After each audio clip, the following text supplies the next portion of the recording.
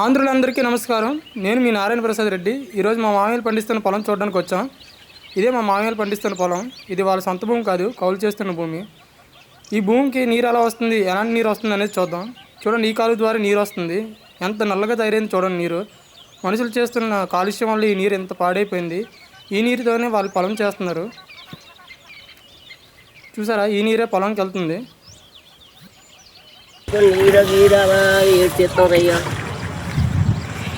విన్నారుగా నీటి కోసం ఆయన బాధ.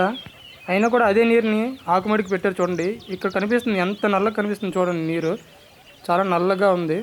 దానివల్ల ఆకుమడి కూడా పాడైపోయింది, ఎండి తెగుళ్ళు కూడా వచ్చేసాయి. ఇప్పుడు ఈ ఆకుమడి మొత్తం పొలానికి సరిపోతుందో లేదో అని బాధపడుతున్నారు మామయ్య గారు. నీరు చూసారా ఎంత శుభ్రంగా కనిపిస్తుందో. అది మన గొప్పతనం కాదు, అది భూమి యొక్క గొప్పతనం. ఆ మురికి నీరు పెట్టి దమ్ము పెట్టేసరికి ఎంత శుభ్రంగా అయిపోయింది చూడండి నీరు. అదే నీటిలోని మా బాప చూడండి నాట్లు వేస్తుంది. తను ఒక్కదాయి నాట్లు వేసుకుంటుంది ఎంతో ఓపికగా, చక్కగా. ఆడవాళ్ళు ఓపికకి మనం మెచ్చుకోవాల్సిందే. అంత ఓపికగా చేయాలంటే మన వల్ల అయితే అవ్వదు. మరోవైపు మా అమ్మ చూడండి కొడవలు పట్టి గడ్డి కోసేస్తుంది తన ఆవులకి. ఎరం చేస్తే ఎంత చక్కగా కోస్తుందో చూడండి.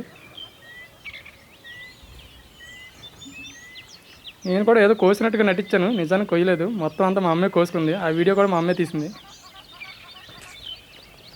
అమ్మ గడ్డి మోపు కట్టేస్తుంది. ఆ మోపుని ఇంటికి పట్టుకొచ్చి చెప్పి తను వెళ్ళిపోతుంది చూడండి. నేనేమో ఇంటి వరకు మోసుకొని వెళ్ళాలి, వీళ్ళేమో చాలా దూరం. దారి మధ్యలో గ్యాస్ ఎదురైంది. నాకు కొంచెం పెట్టమ్మా అని అడిగింది ఎంతో ఆశగా, కానీ నేను ఇవ్వలేదు. నేను తీసుకెళ్లేసరికి మా ఆవులు చూడండి ఎంత ఆశగా చూస్తాను గడ్డి తీసుకొస్తున్నాడు అనేసి. మా అమ్మ ఎదురు చూస్తుంది అది నేను గడ్డి తీసుకురావడం కోసం. తీసుకెళ్ళి ఇంటి దగ్గర పడేశాను. మా అమ్మ తీసి కొంచెం కొంచెంగా మా ఆవులకి వేసేసింది. అవి చూడండి ఎంత చక్కగా తింటాయో. ఇంతలో కష్టపడుతున్న మన రైతుల కోసం లైక్ చేసి సబ్స్క్రైబ్ చేసుకోండి. Bye bye.